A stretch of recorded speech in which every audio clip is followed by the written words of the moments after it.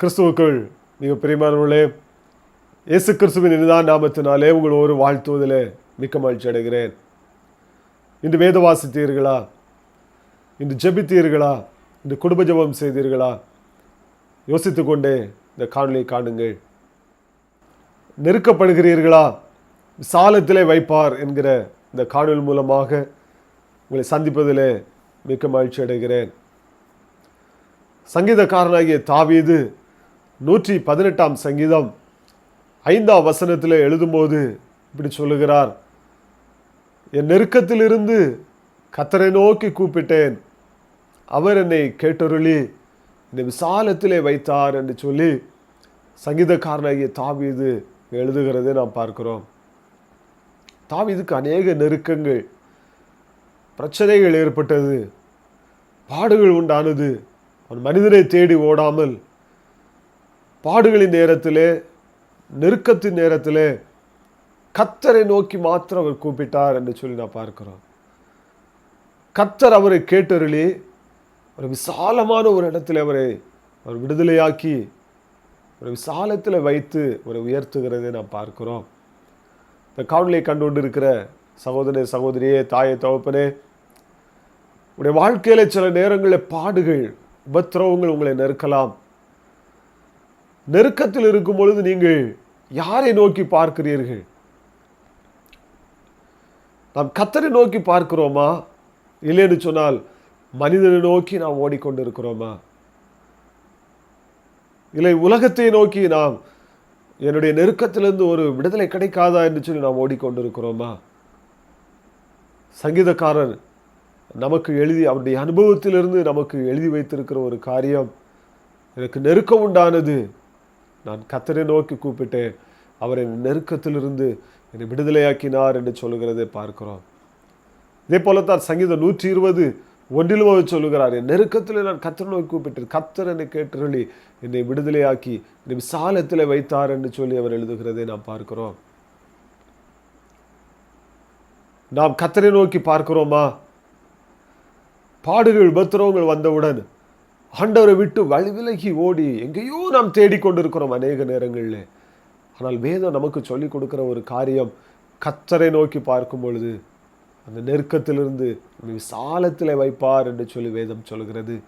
ஏன் இந்த நெருக்கங்கள் வருகிறது என்று சொல்லி நாம் சுருக்கமாக நாம் பார்ப்போம் என்று சொன்னால், வேதம் சொல்லுகிறது, யாத்திராகமம் 1 வசனத்தை நாம் வாசிக்கும் பொழுது, அங்கே இஸ்ரவேல் ஜனங்கள் எகிப்திலே குடியிருக்கும் பொழுது அவர்கள் பெருகினார்கள் என்று சொல்லி பார்க்கிறோம். இதை பார்த்தவுடன் அங்கே உள்ள பார்வோனுக்கும் எகிப்தில் உள்ள ஜனங்களுக்கும் பொறாமை வந்துவிட்டது. இந்த ஜனங்கள் பெருகி கொண்டே இருக்கிறார்கள், ஒரு சிலராக வந்தார்கள், ஆனால் இப்பொழுதோ லட்சக்கணக்கில் பெருகிவிட்டார்களே, ஒருவேளை ஒரு யுத்தம் வந்தது என்று சொன்னால் நம்மை எல்லாம் அவர்கள் அடிமைப்படுத்தி விடுவார்களோ என்று சொல்லி அவர்கள் மீது ஒரு பொறாமை வந்தபடியினால் அங்கே பார்வோன் இஸ்ரவேல் ஜனங்களை ஒடுக்கினான் என்று சொல்லி பார்க்கிறோம். இதுதான் வேதவசனம் சொல்லுகிறது, பார்வோன் எந்த அளவுக்கு இஸ்ரவேல் ஜனங்களை ஒடுக்கினானோ அந்த அளவுக்கு அவர்கள் பெருகினார்கள், பலுகி பெருகினார்கள் என்று சொல்லி வேதம் சொல்லுகிறது. சில நேரங்களில் உடைய வாழ்க்கையில் நெருக்கங்கள் வருகிறதோ, நெருக்கங்களை பார்த்தோன்னு அவ்வளோதான், என் வாழ்க்கை இதோடு அழிஞ்சிருமோ, அவ்வளோதானோ என்று சொல்லி நாம் நெருக்கப்பட்டு நெருக்கத்தை நினைத்து நாம் அழுது கொண்டு இருக்கிறீர்களோ, ஆனால் வேதம் சொல்லுகிறது, நெருக்கம் இருக்கிறது என்று சொன்னால் சீக்கிரத்தில் அவன் ஒரு விசாலத்தை உருவாக்குவார். இங்கே இஸ்ரவேல் ஜனங்கள் நெருக்கப்பட்டார்கள். எந்த அளவுக்கு பார்வோன் அவர்களை நெருக்கினானோ அந்த அளவுக்கு அவர்கள் அங்கே பெருகினார்கள், பலுகி பெருகினார்கள் என்று வேதம் சொல்லுகிறது.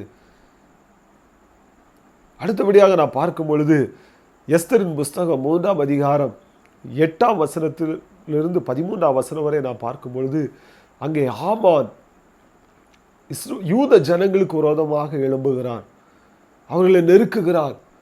எப்படியாகிலும் அந்த யூத ஜனத்தை அழித்து விட வேண்டும் என்று சொல்லி ஒரே ஒரு மொர்தெகாயின் மீது உள்ள கோபத்தினால்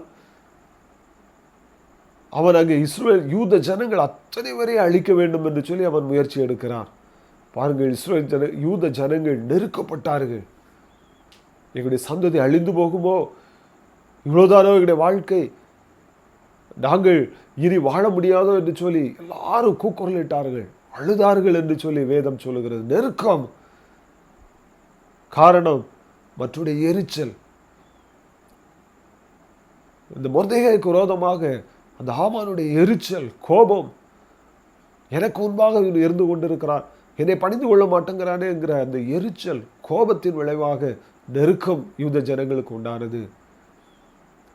ஆனால் அவர்கள் அங்கே செய்த ஒரு காரியம், எஸ்தரும் மொர்தெகாயும் யூத ஜனங்களை 3 நாள் புசியாமல் குடியாமல் அங்கே உபவாசம் இருந்து கர்த்தரை நோக்கி கூப்பிட்ட பொழுது ஆண்டவர் அவர்களை அந்த நெருக்கத்திலிருந்து ஒரு சாலத்தை உண்டாக்கினார். எஸ்தர் 8ஆம் அதிகாரம் 15ஆம் வசனம் 16ஆம் வசனத்தில் நான் பார்க்கும் பொழுது அங்கே இஸ்ரவேல் ஜனங்களுக்கு களிப்பும் மகிழ்ச்சியும் உண்டாயிற்று என்று சொல்லி பார்க்கிறோம். எந்த இடத்துல அவர்கள் நெருக்கப்பட்டார்களோ, எந்த இடத்துல யூத ஜனங்கள் அழிக்கப்பட வேண்டும் என்று சொல்லி யூதர்களுக்கு சத்ருவாயிருந்த ஆமான் யோசித்து கொண்டிருந்தானோ, அதே இடத்திலே இந்த யூத ஜனங்கள் உயர்த்தப்பட்டார்கள். அவர்களுக்கு மகிழ்ச்சியும் களிப்பும் உண்டாயிற்று என்று சொல்லி பார்க்கிறோம். நெருக்கத்தில் இருந்த ஒரு சாலத்தை ஆண்டவர் உண்டாக்கினார். யோனாவின் புஸ்தகத்தில் நான் வாசிக்கும் பொழுது யோனா 2ஆம் அதிகாரம் 2ஆம் வசனத்தில் நான் பார்க்கிறோம். அங்கேயும் யோனா சொல்லுகிறார், நான் நெருக்கத்தில் இருந்தேன், கர்த்தர் என்னை கேட்டு எனக்கு சாலத்தில் வைத்தார். ஏன் அவருக்கு அந்த நெருக்கம் வந்தது? இது அவராக தேடிக்கொண்டார். ஆண்டவர் சொன்னார் நினிவேக்கு போ என்று சொல்லி, ஆனால் அவரோ நான் தர்சீசுக்கு தான் ஓடுவேன் என்று சொல்லி ஆண்டோடைய சித்தத்தை திட்டத்தை மறந்து அவர் ஆண்டுடைய வழியை விட்டு விலகி ஓடும் பொழுது அங்கே நெருக்கம் உண்டானது. ஆனால் அந்த நெருக்கத்திலும் பாருங்கள், கர்த்தரை நோக்கி கூப்பிட்ட பொழுது ஆண்டவருக்கு மனமிறங்கி அங்கே அழிவிலிருந்து அவரை காப்பாற்றி நினிவேக்கு மீண்டும் அனுப்பி விசாலத்திலே ஆண்டவர் வைக்கிறதை நாம் பார்க்கிறோம். இந்த காணொலியை கண்டுண்டிருக்கிற சகோதர சகோதரியை, உங்களுடைய வாழ்க்கையிலும் சில நேரங்களில் மற்ற மனிதனுடைய எரிச்சல்கள், மற்ற மனிதனுடைய பொறாமைகள் இல்லைன்னு சொன்னால் நீங்களே ஆண்டவருடைய வழியை விட்டு, ஆண்டவர் உங்கள் மீது வைத்திருக்கிற திட்டத்தை விட்டு நாம் விலகி ஓடும் பொழுது சில நெருக்கங்கள் நம்முடைய வாழ்க்கையில் வரலாம். அதனால் அந்த நெருக்கப்படும் பொழுது கர்த்தரை நோக்கி பார்க்க வேண்டும். உலகத்தை நோக்கியோ மனிதனை நோக்கியோ ஓடுவோம் என்று சொன்னால் நமக்கு விசாலம் உண்டாகாது. ஆனால் கர்த்தரை நோக்கி நீங்கள் பார்ப்பீர்கள் என்று சொன்னால் யூத ஜனங்களைப் போல, இஸ்ரவேல் ஜனங்களைப் போல, யோனாவை போல கர்த்தரை நோக்கி கூப்பிடுவது சொன்னால் நெருக்கத்தில் இருக்கிற உங்களை விசாலத்தில் வைப்பார். எவ்வளவு பேரும் சந்தேகம் இல்லை. ஒருவேளை இந்த நாளிலும் கண்ணீரோடு இருப்பேன்னு சொன்னால் கர்த்தரை நோக்கி கூப்பிடுங்கள். நெருக்கத்தில் இருந்து ஆண்டவர் உங்களை விசாலத்தில் வைப்பார். இஸ்ரவேல் ஜனங்கள் எப்படி நெருக்கப்படும் பொழுது ஆண்டவரை நோக்கி கூப்பிட்ட பொழுது அவளை பலுகி பெருக பண்ணினாரோ, அதே போல் உங்களையும் உங்களுடைய குடும்பங்களையும் ஆண்டவர் பலுகி பெருக பண்ணி உங்களை விசாலத்தில் வைத்து மகிழ்ச்சினால் நிரப்புவாராக. ஆமென். God bless you.